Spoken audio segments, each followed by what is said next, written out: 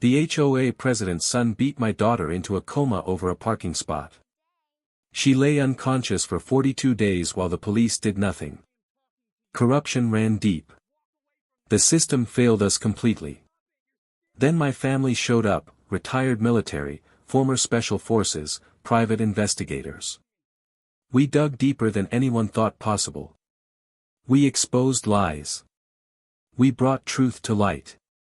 And we made sure that justice was served, no matter what it cost us. Before you watch full story, comment below from which country are you watching. Don't forget to subscribe for more amazing stories. The morning of Tuesday, June 14th started like any other morning in our quiet suburban neighborhood. I woke up next to my wife, Jennifer, at 6:30 a.m. The sunlight was streaming through our bedroom window, casting golden shadows across the room. I could hear birds singing outside, and somewhere in the distance, a neighbor's sprinkler system was running. It was one of those perfect summer mornings where everything feels right with the world, where you can't imagine that anything could ever go wrong. My name is Michael Torres.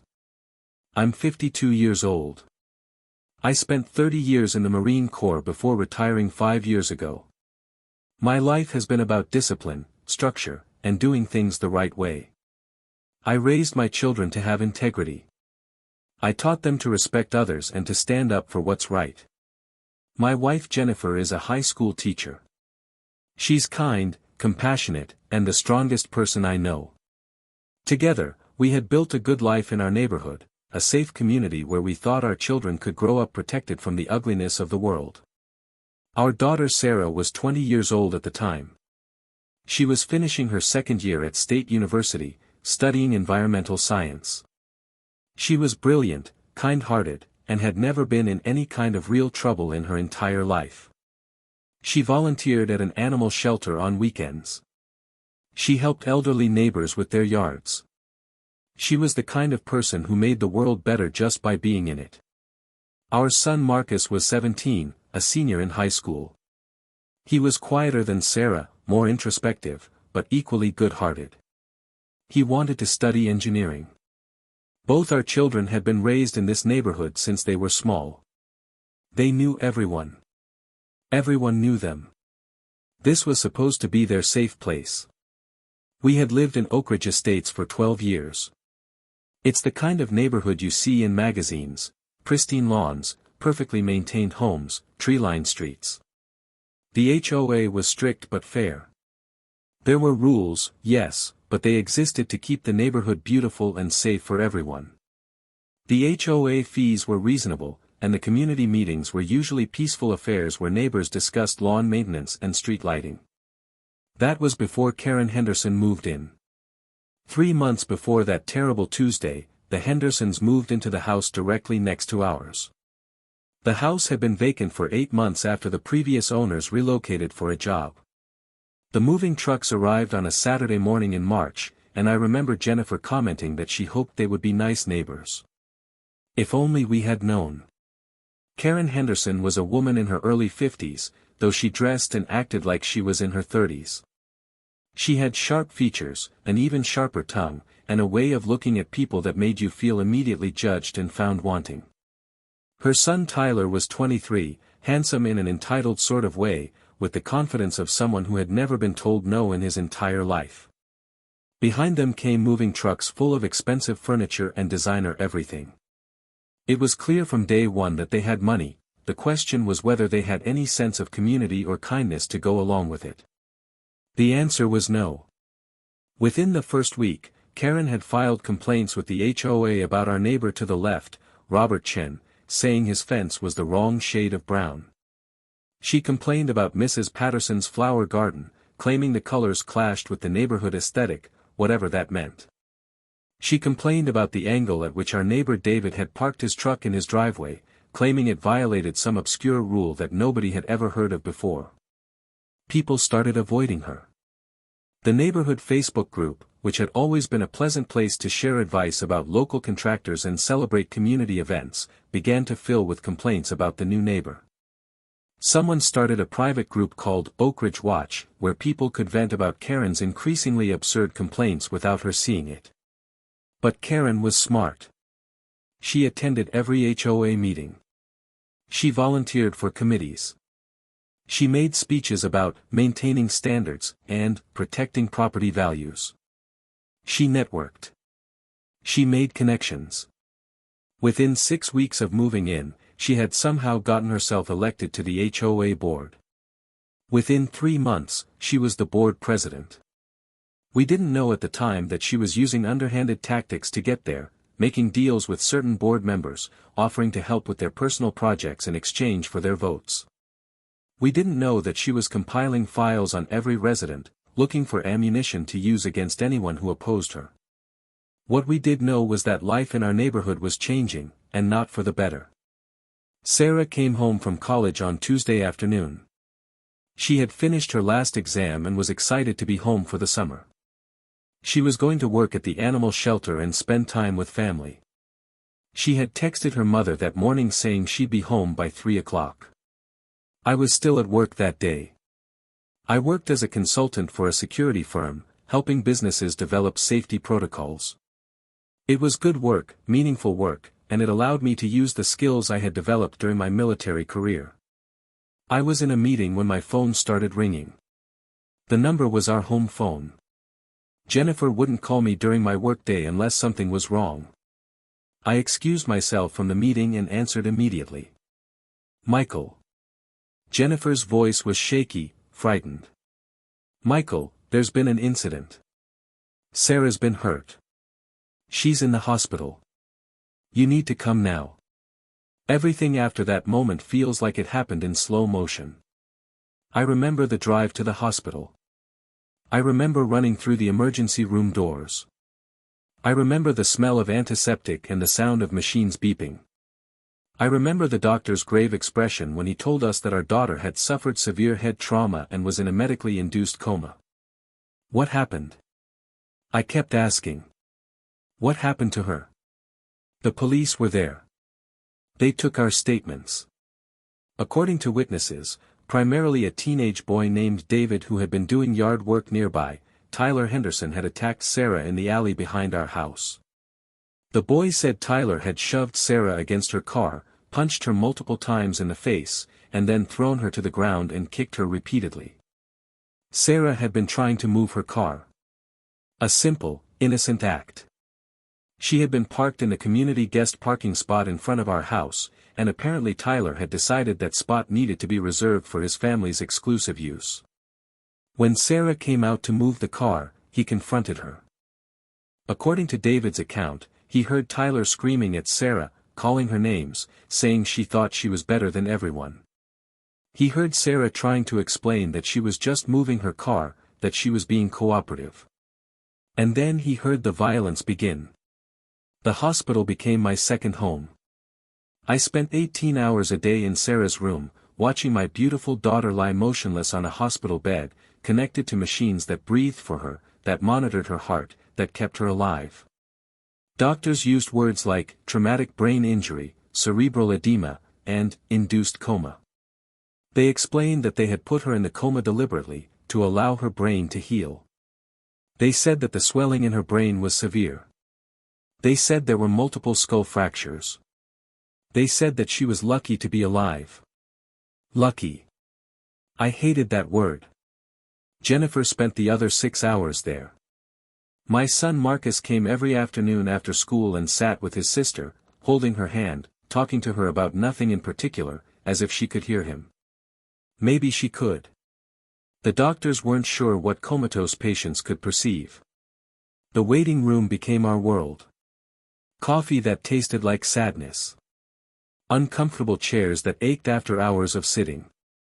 Other families with their own tragedies, their own prayers, their own desperate hope that their loved ones would wake up. On the 4th day, the neurologist sat us down and explained that there was a possibility Sarah might never wake up. That even if she did, there could be permanent brain damage. She might never walk again. She might never speak properly. She might never be the Sarah we knew. Jennifer cried. She cried harder than I had ever seen her cry. She buried her face in my chest and shook with sobs. I held her and told her to have faith, told her that Sarah was strong, told her that she would come back to us. But inside, I was terrified. Inside, I was falling apart. While we were in the hospital, dealing with the reality that our daughter's life hung in the balance, something else was happening in our neighborhood. Tyler Henderson wasn't arrested. When I learned this, I thought it was a mistake. I thought there had been some kind of confusion. Surely the police would investigate. Surely there would be charges. There was a witness. David Chen had given a clear account of what happened. I called the police department myself. I spoke with the detective assigned to the case, a man named Detective Morris. The witness saw everything, I told him. The teenager saw Tyler attack my daughter. That's assault. That's battery.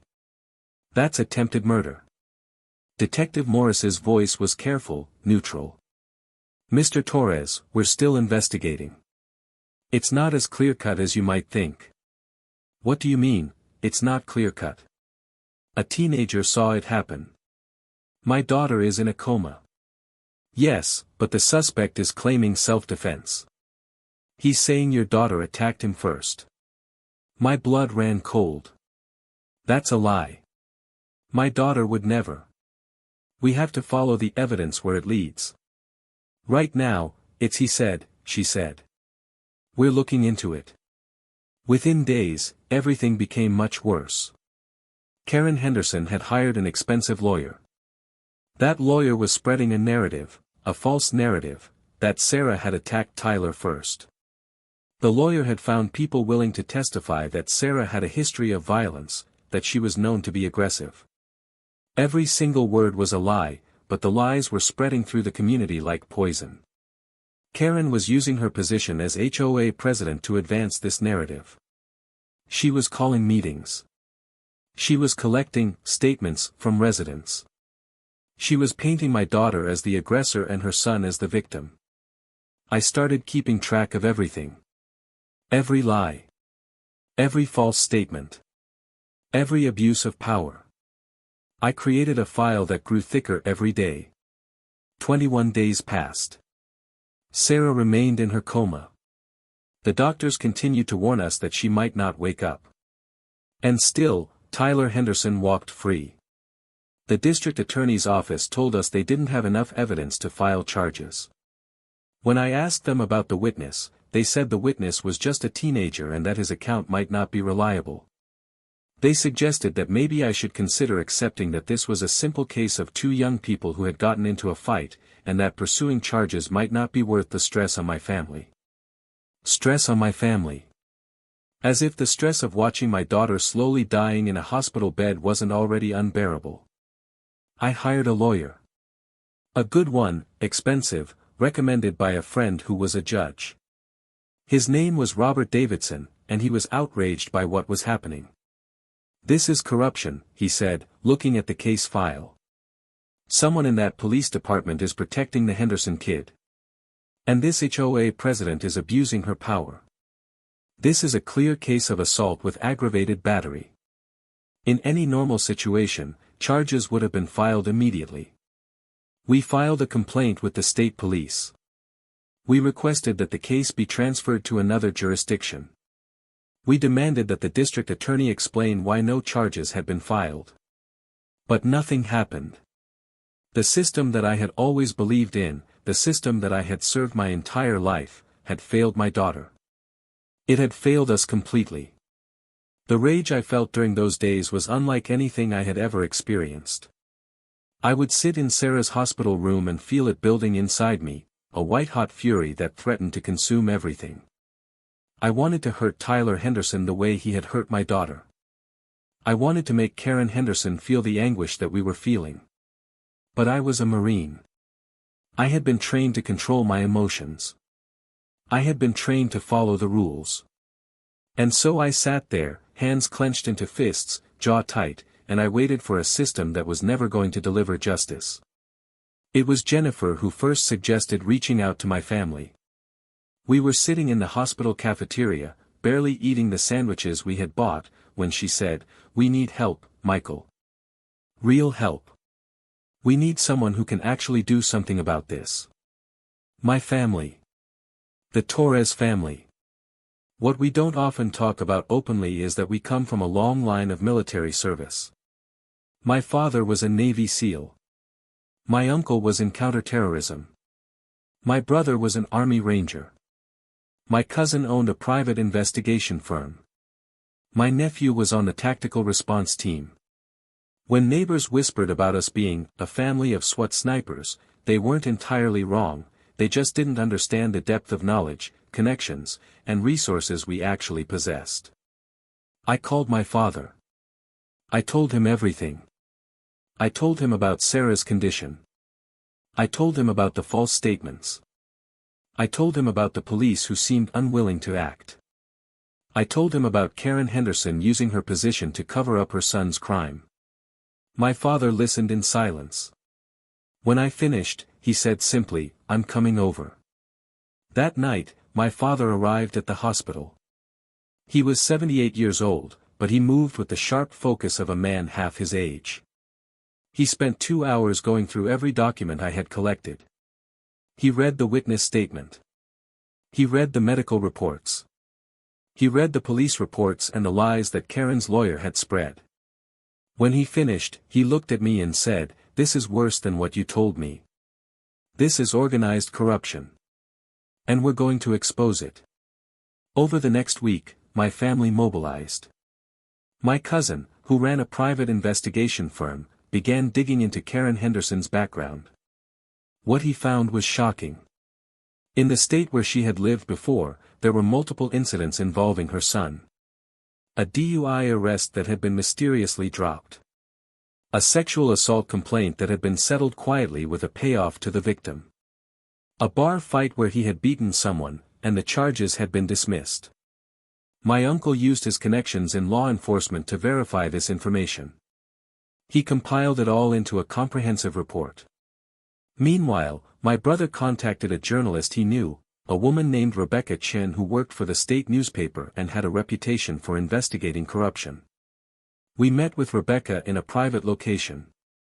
We showed her everything. We gave her the evidence about Karen's abuse of her HOA position. We gave her the information about Tyler's history of violence. We gave her the false statements that had been made to the police. Rebecca's eyes grew wider as she read through the materials. "This is big," she said. "This is a major story. But I need to verify everything independently. I can't just publish based on what you give me." "We understand," my father said. "That's why we're giving you time to investigate properly. But please, do it fast. Our granddaughter is running out of time." Day 40 came and went. Sarah was still in her coma. The doctors were becoming increasingly concerned that she might not wake up at all, that the damage to her brain might be too severe. On day 41, I was sitting alone with Sarah in her hospital room late at night. Everyone else had gone home. The hospital was quiet, just the steady beeping of machines and the hiss of the ventilator keeping my daughter alive. I held her hand and I cried. I cried like I hadn't cried since I was a child.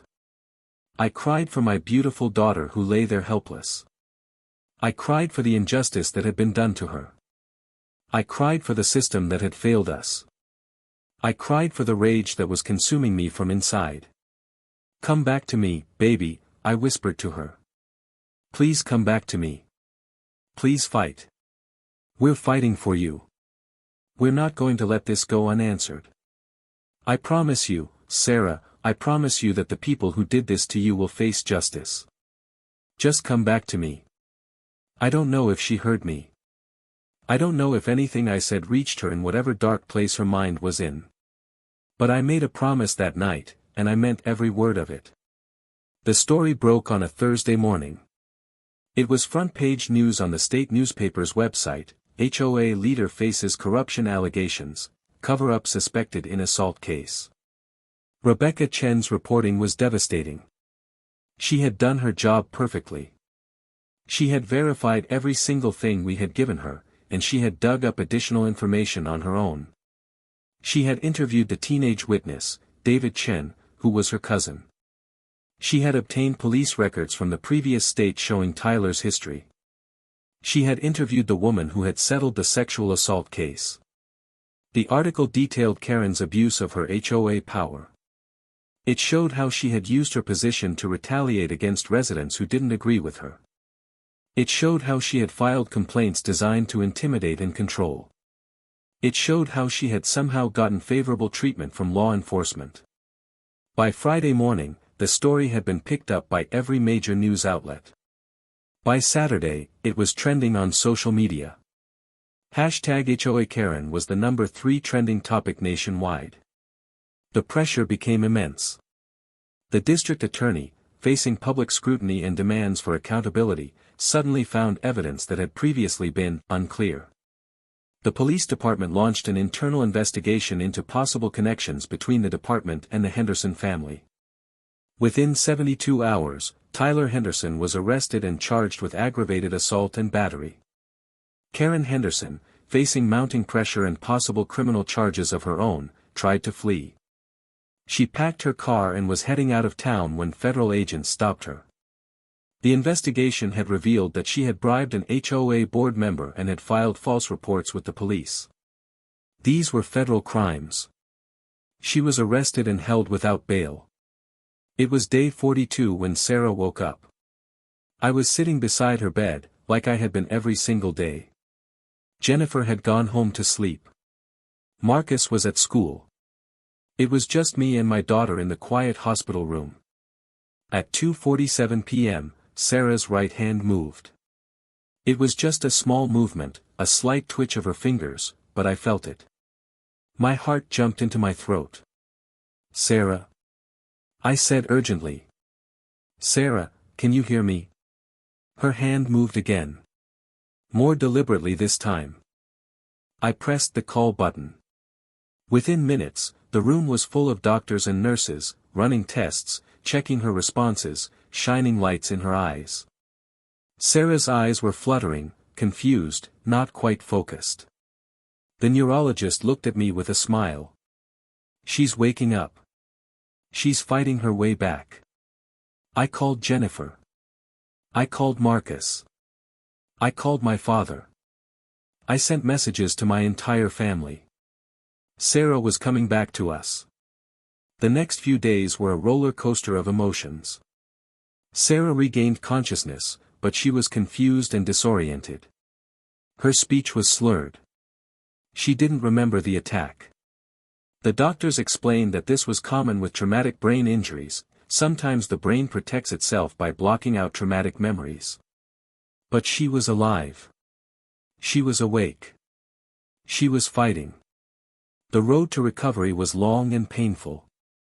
Sarah underwent months of physical therapy.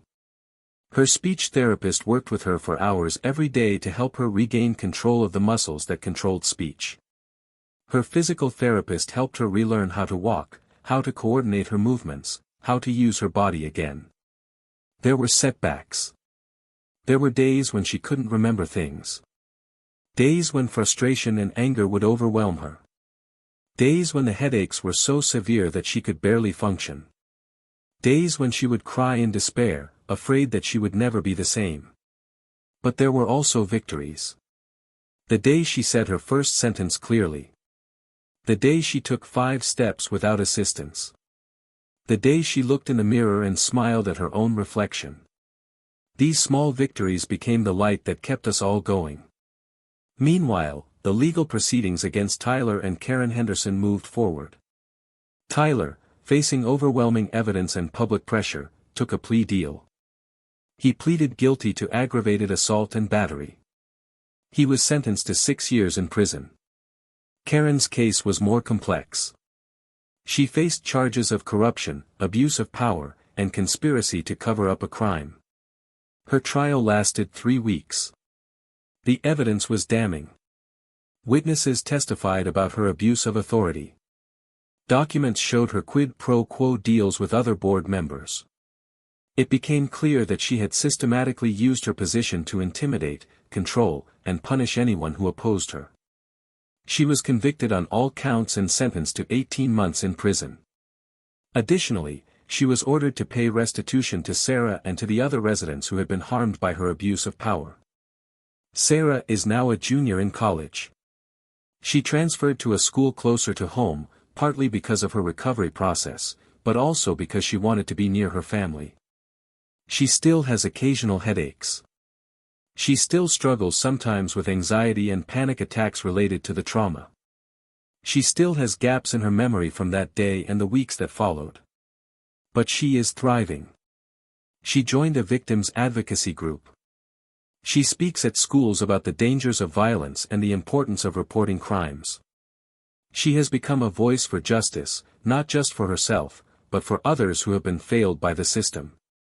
Marcus finished high school and is now studying engineering at the same university as his sister. He's protective of her, like any good brother would be, but he also gives her space to heal and grow. The neighborhood has changed. The HOA is now run by a board that actually serves the community instead of controlling it. The guest parking spot sits mostly unused now. People seem to have lost interest in it, perhaps because of the terrible history attached to it. On the anniversary of Sarah's awakening, we had a family dinner. My father was there. My brother and his family. My uncle.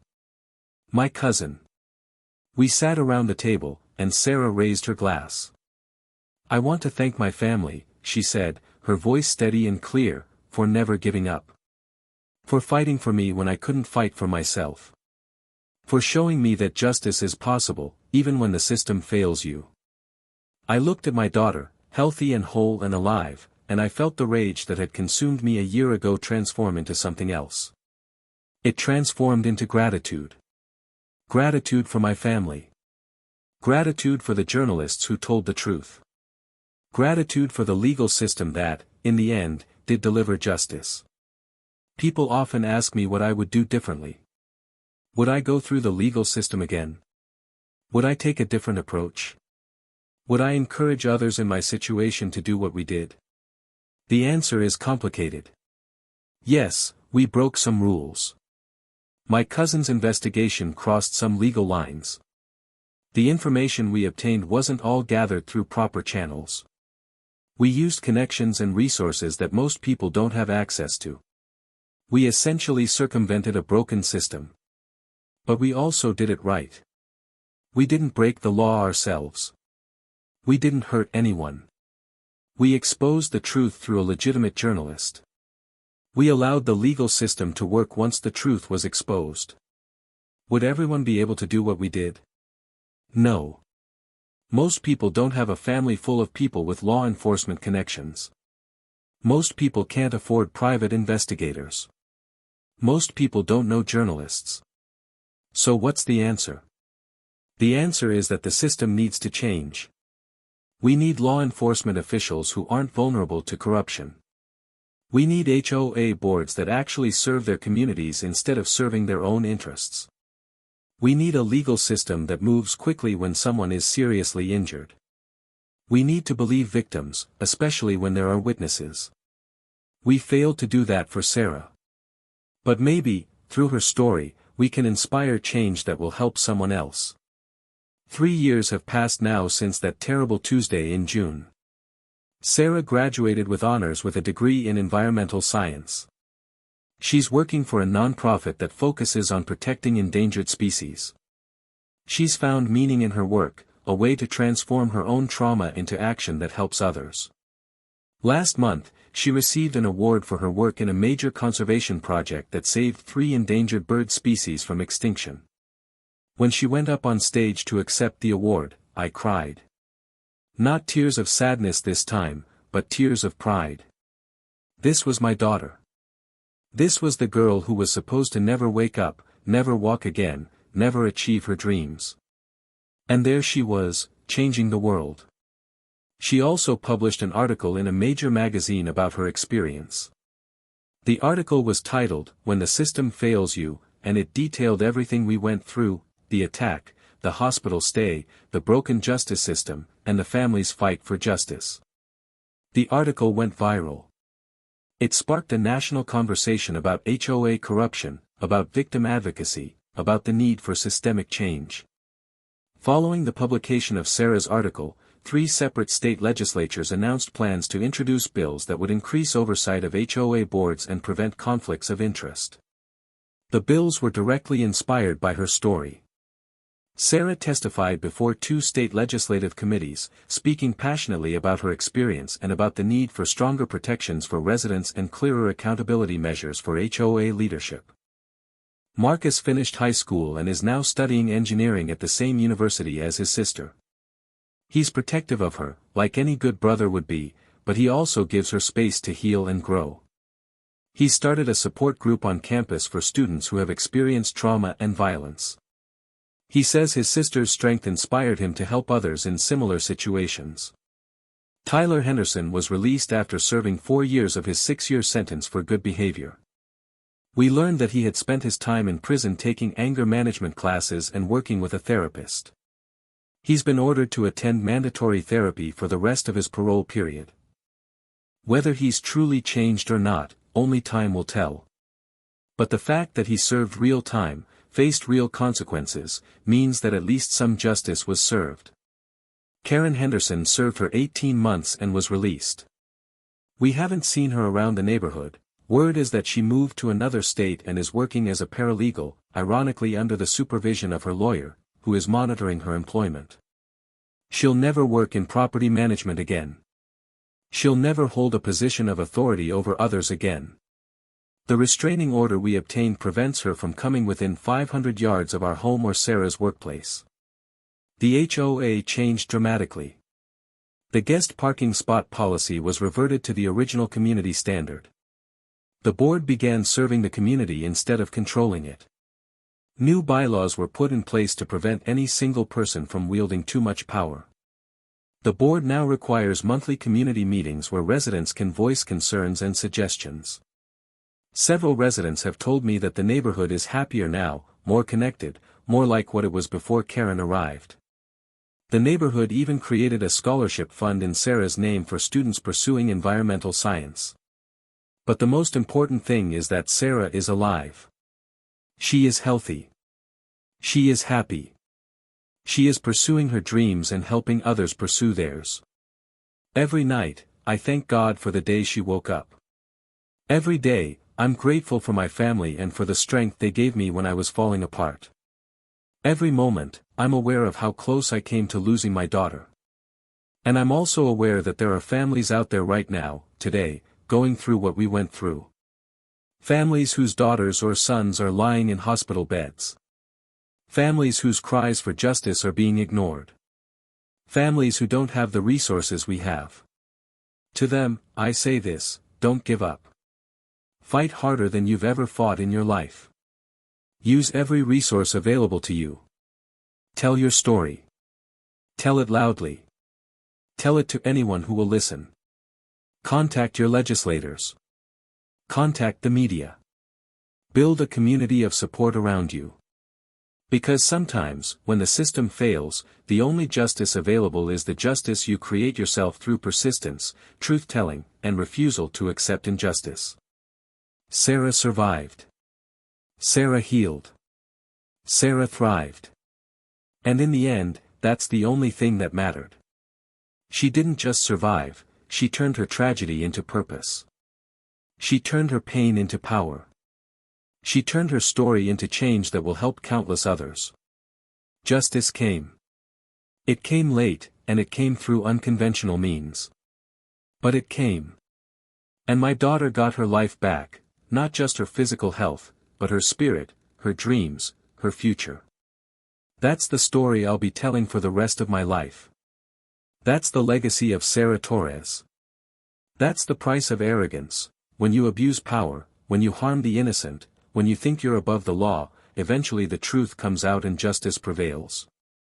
Karen Henderson learned this lesson in the worst way possible. And the rest of us learned that sometimes, when the system fails us, we have the power to change that system ourselves. I'm writing this on a quiet evening in June, 5 years after the attack. Sarah is sitting in our backyard with her boyfriend, David, a kind-hearted environmental scientist she met at work. They're talking about the future, about marriage, about children, about the world they want to build together. It's a conversation that 2 years ago, I wasn't sure would ever happen. A conversation that a comatose girl lying in a hospital bed had no way of knowing she would have. My wife Jennifer is in the kitchen preparing dinner. Marcus is on his way home from university for the weekend.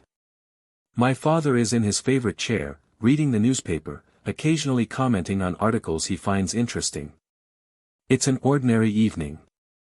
It's a beautiful evening. It's the kind of evening that represents everything we fought for. I think about Karen Henderson sometimes. I wonder what her life is like now. I wonder if she regrets anything. I wonder if she understands the damage she caused, not just to Sarah, but to her own son, to her own family, to herself. I suspect she doesn't. People like Karen, people who abuse power and hurt others without consequence for so long, rarely develop the capacity for genuine remorse. But I also think about the positive changes that came from this tragedy.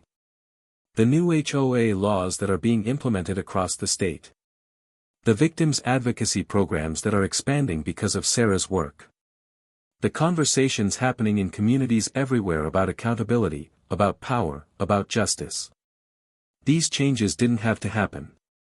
They only happened because we refused to accept injustice. I think about what I would tell someone going through what we went through. I would tell them that the path to justice is rarely easy or quick. I would tell them that the system will disappoint you. I would tell them that you may have to fight harder than you've ever fought in your life. But I would also tell them that it's possible. That justice is possible. That healing is possible. That your loved one can come back from the darkness. I would tell them to document everything. To gather evidence. To find witnesses. To speak to journalists. To contact their legislators. To build a community of support. To never, ever accept the first no they receive. To keep fighting until they get justice. And I would tell them that on the other side of that fight, if they're willing to endure it, if they're willing to persist, there is healing. There is hope. There is a future that's worth fighting for. Sarah's story is one of survival, resilience, and justice. But it's also a story about the power of family, the power of truth, and the power of ordinary people to create extraordinary change. It's a story about what happens when someone who has been failed by the system refuses to accept that failure as final. As I watch my daughter laugh with her boyfriend in the backyard, as I hear my wife humming in the kitchen, as I feel the peace of knowing that justice was served and that my daughter has her whole life ahead of her, I am reminded of why we fought so hard. We fought for moments like this. We fought so that Sarah could laugh. We fought so that she could love. We fought so that she could dream. We fought so that she could live. And it was worth every battle. Every sleepless night. Every moment of rage and despair. Every unconventional action we took. Because my daughter is alive. My daughter is thriving. My daughter is changing the world. And that, in the end, is the only justice that truly matters. When you stand at the edge of darkness, when everything you love is slipping away, when the system that's supposed to protect you has failed you, you have a choice. You can give up. Or you can fight. You can fight with everything you have. You can fight with your family. You can fight with the truth. And if you fight hard enough, if you refuse to accept injustice, if you persist even when everything seems hopeless, you can win. You can save the person you love. You can change your community. You can create justice where none existed before. That is the power of the human spirit. That is the power of love. That is what Sarah Torres taught me. That is what I'm teaching the world.